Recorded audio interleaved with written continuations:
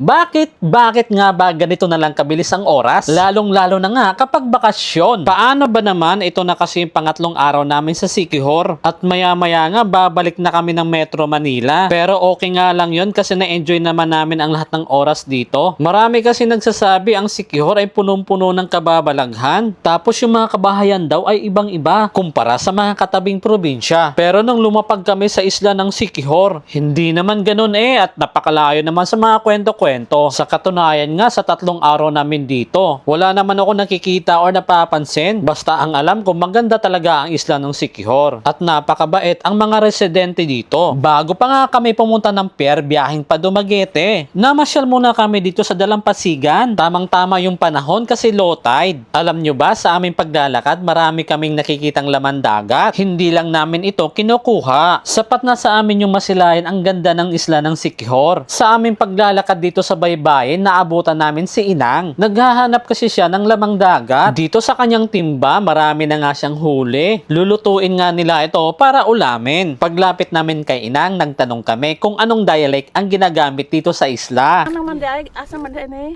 Ako, Leyte. Bisaya man ang lite Sa Buanga. Sa Buangin yun. Kaning usa, Tagalog. Ito mga Tagalog ko dalawa. Ako Mindanao. Kamag-anak nga kita Oh, ito, Bisaya ka rin pala Kita nyo naman kung gaano kabait si Inang. At dito nga, hahawakan ko yung timba upang biruin siya. Kani Aray! Mga gat man Lumbam. Walay lain kinhason hala. Ito mga lodi.